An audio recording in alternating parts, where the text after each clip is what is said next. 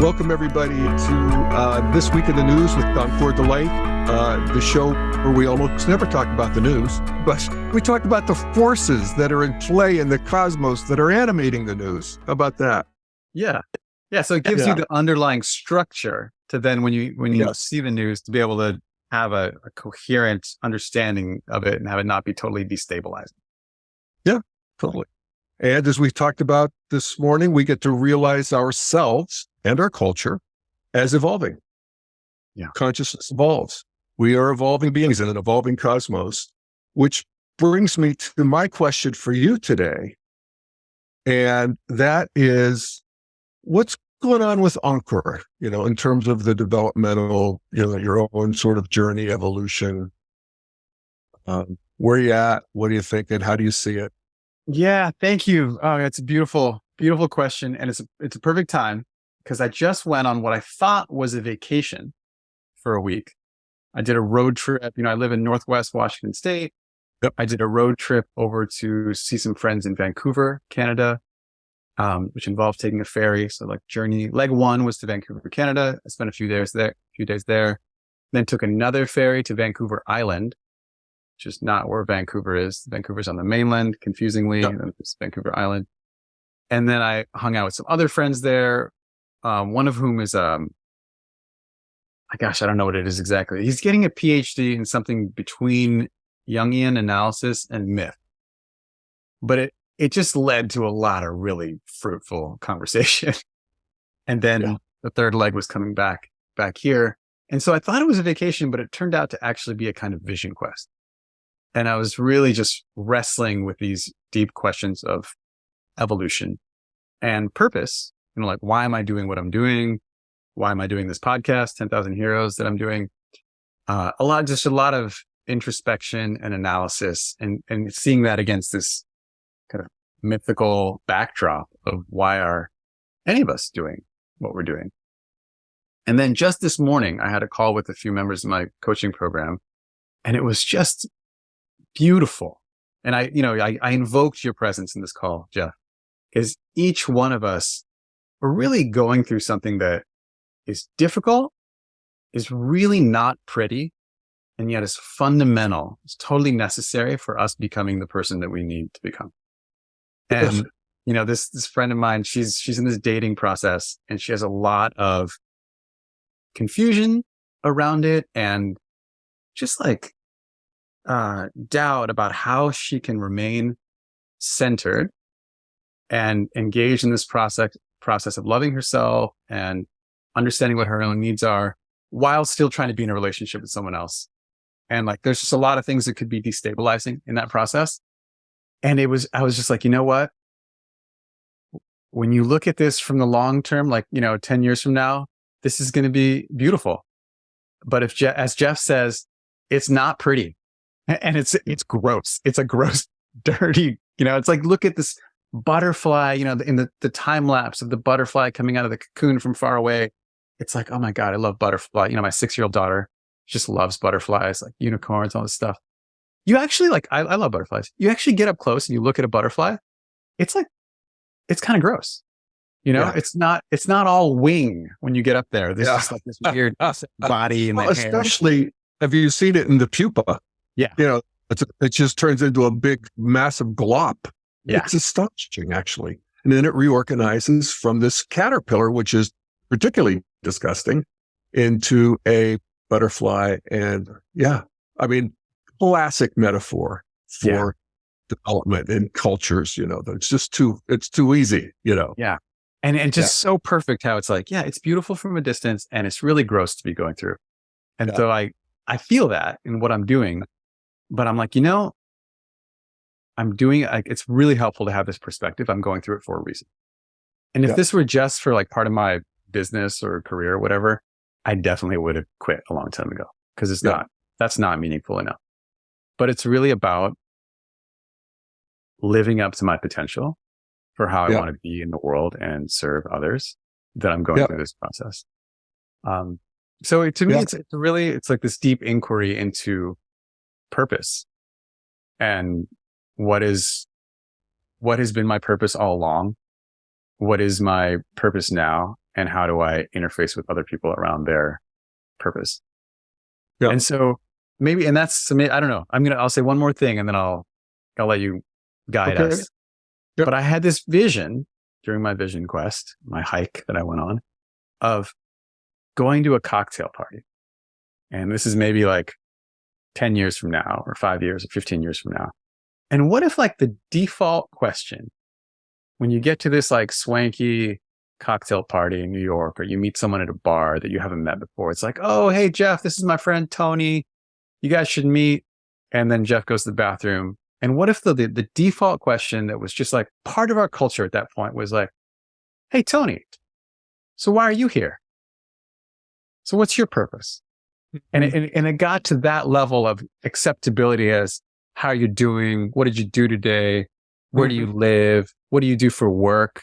What if the question was, why do you think you're here?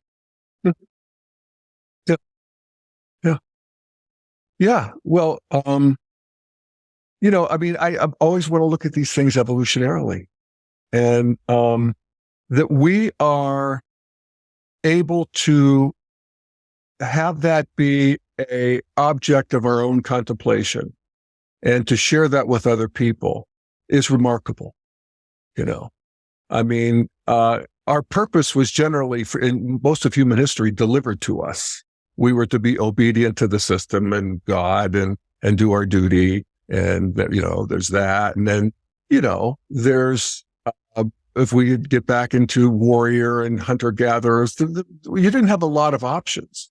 I mean, you could be you, but it was just we're in an era of, or a developmental stage of complexity where we're self-reflecting. We have an ability to do a witness consciousness on ourselves, and we can see our own minds. It's a whole new complex inquiry that we're doing. And this is moving humanity forward into a new evolutionary stage. And so I just want to note that, because the answer isn't, I don't know even what the answer is, or, what even an answer is at this point. But I guess I throw it back to you. Is there an answer for you in terms of purpose? And maybe more specifically, what do you know about that now that you didn't know a year ago? Yeah.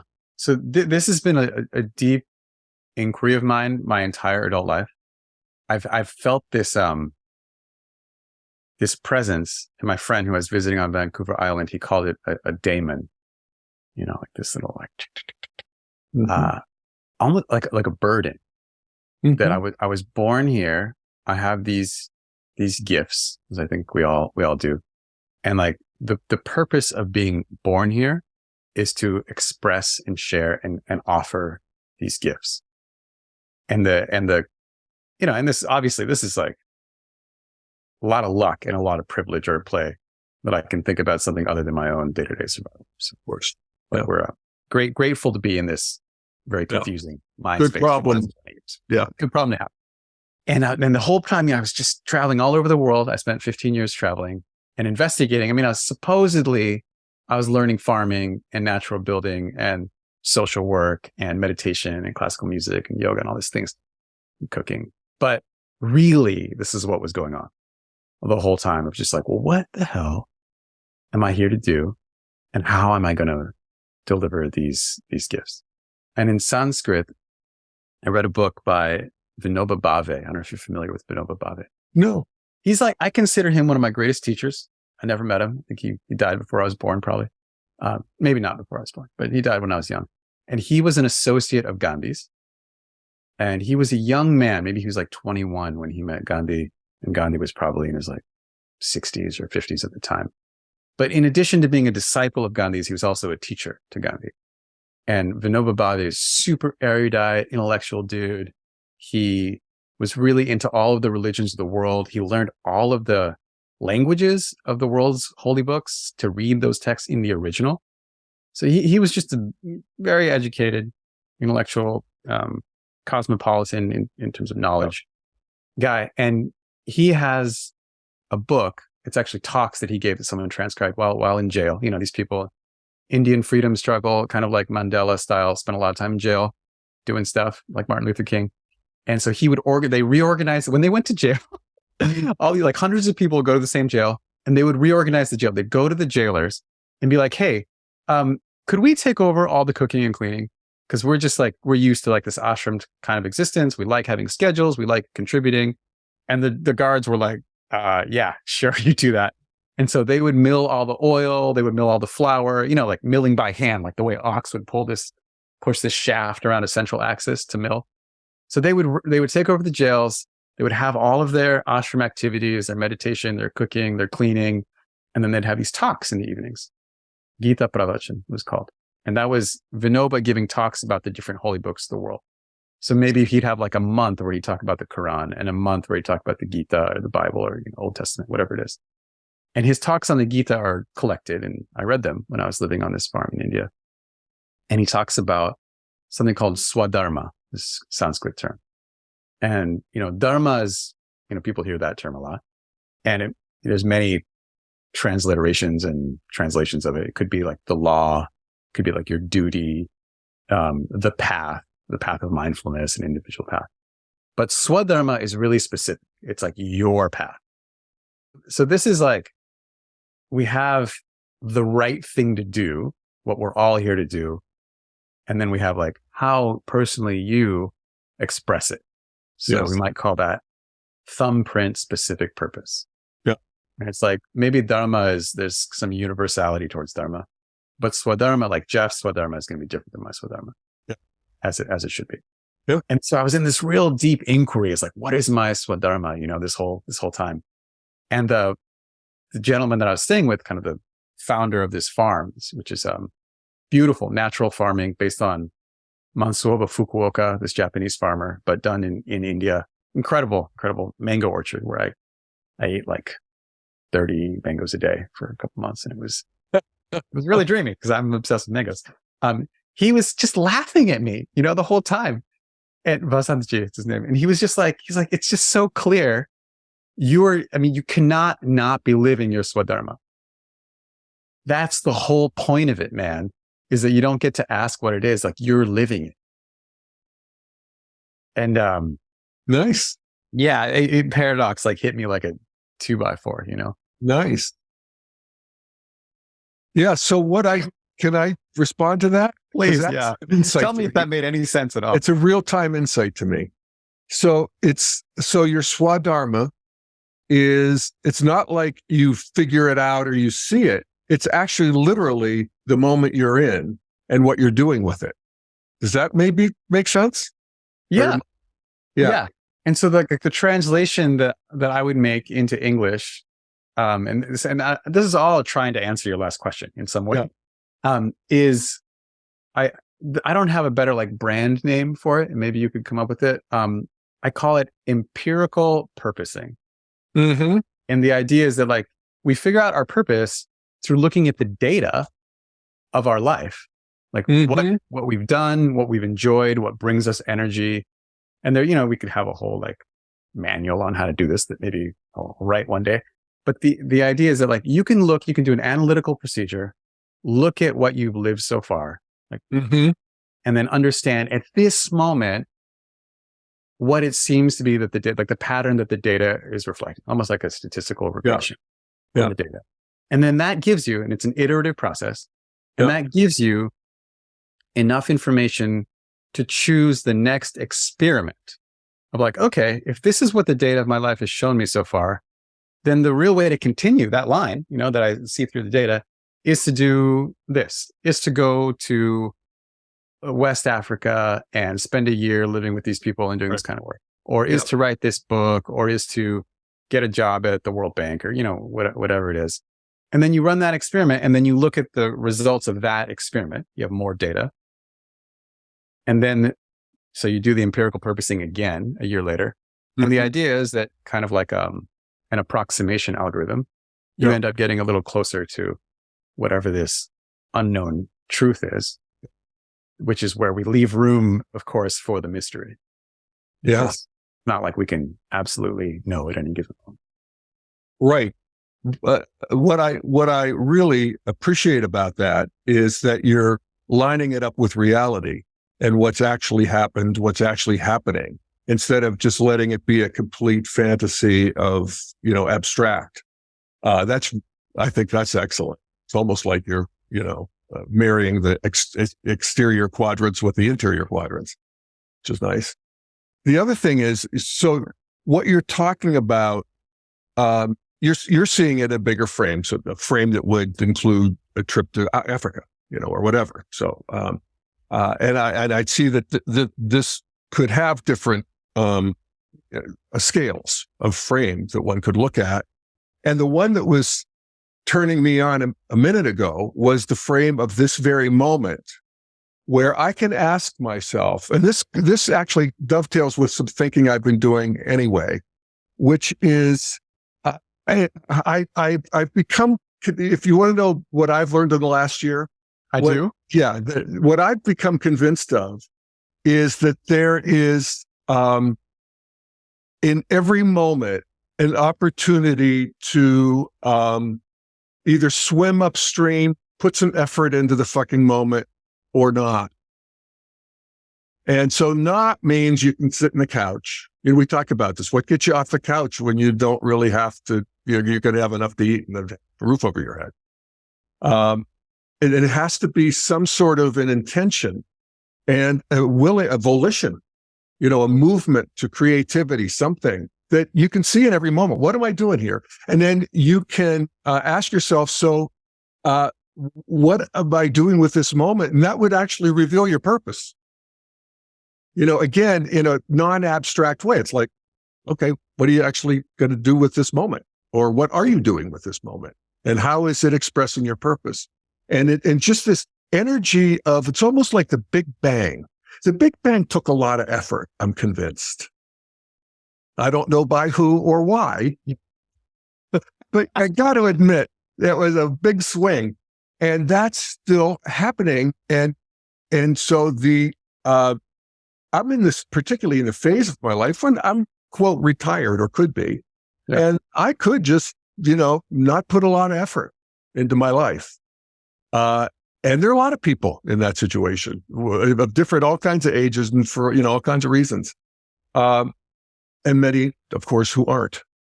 But the choice, we can all make some choice to, bring the updraft of the evolutionary push into this moment. And, so that's something I've identified, and it's been significant for me. And it very much evokes the same thing you're talking about in this sort of micro scale. Yeah. Yeah. So I have a question about that. Maybe it's because I'm like really rammed into this householder phase of my life, which I successfully avoided for a long time, but ultimately could not escape. Yes. So for the last 9 years, I've been like just in the thick of it. Yeah. And so when I think about purpose, I'm often associating it, maybe even without knowing, just because of where I am in my life, with how we like serve family, our community, human evolution as a whole. There's different like scales of it. But my sense is that from where you're at, that like interaction with the whole, it may be less of the, just quite naturally, because you did that for so long, it might be less of the focus. Is that? Oh, yeah. Yeah. My life is not very demanding. And I lived decades of a very demanding life. And so I know the difference. And I kind of come from a culture where, people at my age retire, they don't really do much. So that's also in the groove, my groove. But what I find is I don't like it. I feel a dullness, and I feel a, sort of the snuffing out of chi, of life force. Yeah. Life force is really, it's amazing how when I don't feel like I have it, I can say, okay, I need some life force here, and I'll just get it. I'll do what I need to do, but it's an effort. Didn't used to be an effort like that, because I was running on fear. I was running on schedules. I was running on other people's expectations and times and whatever. I don't know. But now it feels like it's more intentional. And yeah, so I want to deliberately, I want to realize that I'm swimming upstream. It's a really just, that's been a very good metaphor for me. You know, and not in a bad way, not in, you know, raging rapids, nothing's dangerous, but I got to put some effort into it. And I like that. And then what effort I'm putting in is obviously my purpose. You know, I mean, that let's just, you know, redraw this whole thing and just say it's not some imagined purpose. It's actually what I'm doing. Yeah. You know, then we'll start there. And then all of a sudden that moment, I have more responsibility. You know, am I helping anybody else? What am I doing? You know, am I tending my beautiful garden and keeping it completely to myself? You know, that kind of thing. So, but every moment asks for that kind of analysis, you know, I want to get lost in it, but check in on it. That's, you know, that's where this conversation is what it's revealing to me. Yeah. So one thing from our conversations that's really clear to me is how much joy and how much you enjoy that swimming when it comes to your garden, right? That's like a theme that we talk about before we record and after we record almost every time. And it's because I love farming too. But what else does that for you? That I guess what I'm trying to get at is that effortfulness that feels so good to you? Is it still sometimes aligned with the larger world? I mean, I guess that's what we're doing here. Well, it's an inquiry that, you know, I'm called to do because I'm naturally very happy with my own company, with Chuck, with the very, you know, with maybe one person visiting at a time, that kind of thing, not much going on. Introverted. But I think, you know, should I be inviting people over? Should I be sharing? It's a beautiful garden. You know, do I just really want to sit here by myself, like the lonely prince? So no, I don't. So then I, you know, adjust that. I actually, so here would be a moment. I actually have to call a friend and invite them over or text them. So that requires moving my hand, finding the phone, Ankur. You know, it's, you know, so, but I do it through effort and because I realize that's my purpose, and it's become very granular for me these days in a way. And then of course my other purpose is to share Integral, and that's my larger purpose, if you will. And so that requires effort too. Do my podcast. I got to get on with you. I got to post things. I got to put effort in. I don't like doing any of that stuff. I mean, I like thinking the integral thoughts and the conversations themselves, but you know, the emails and the editing and all that stuff, not so much, but I do it. So anyway, you know, it's just a different phase of life, and that's how it's manifesting. Yeah. And I guess my hope, my encouragement, my overbearing advice to you is that beautiful larger purpose of sharing Integral, to me, it makes perfect sense that anything that doesn't feel like joyously navigating those upstream waters, that you just get someone else to do. Yeah. Because that's the power of privilege. Yeah. Is that like, you can do that now. Yeah. And I would, because your value, your contribution in sharing this message is in speaking and talking with people. Right. And so in my mind, you know, from like my mathematical optimizing background, like I want to optimize for Jeff having these kinds of conversations. I'll be like, hey, Jeff, don't do anything else but that. Yeah. And then you're just like joyously like liberating swimming upstream. And all that other shit, you know, get someone like me to do. Yeah. Yeah. Well, and it's hooking up with you has been very helpful. It's like falling off a log to talk to you about these things. and then not have to do much else. You said that to the editor and all that stuff. It's fantastic. So yeah. And then I have my other, helpers but yes, that's a good thing to remember in the moment. Cause the effort required there is I got to call them and I got to get this other person and, but then once you get the groove, and I know this, being in business, once you get the system set up and it's rolling, then, you have something that's working for you and multiplying your efforts. Okay. So we started this conversation thinking about the different evolutionary steps available to all of us. Yeah. And I'm wondering, at this time in your life, as a retired guy who loves being in the garden, do you anticipate having another one of those moments in your life? Another stage open up, so to speak, if you will. Yeah. Another, yeah.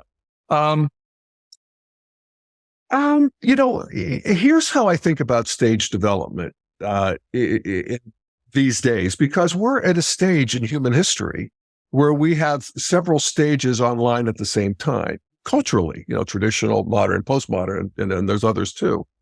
But that's also true within us. And so the more you do integral practice, the more you realize that I have this red strata, I have this blue strata, I have this strata, I have this magic strata, I have this mythic strata, I have this rational strata. And so development is not so much, that there's this new big thing that comes online and you leave behind. It's happening in probability clouds. And there's just new stuff arising in some ways you're evolving even horizontally, becoming more rational, becoming more sensitive in terms of postmodern, So all of that's happening for me. Is that moving me into a new stage? Probably, that where at some point the center of gravity will shift. And I always like this analogy that it's like when you're doing a note on a guitar, there is a difference between the note and then you get to the next note, that they're there in terms of coalescing of consciousness that we could call a stage. But getting there is, it's kaleidoscopic at this point. And that's definitely happening. And I love it. I love being awake and alive to it. And even feeling what I know this week that I didn't know last week, forget last year, and yeah. So that's how I see it. Beautiful. And that reminds me, I'm gonna send it to you after, but I'll say the name of it now, just for the listeners. There's a song that I love. It's on Spotify. It's called "Alive and Awake in the World." And the opening couplet is, "Alive and awake in the world, we sing what we bring to this world." And that it's almost like you just said. I'll send you the song. It's beautiful. I like that. Yeah, please do. Yeah, man. Thanks, folks, for listening. This is Jeff Salzman signing off. See you at the next Daily Evolver.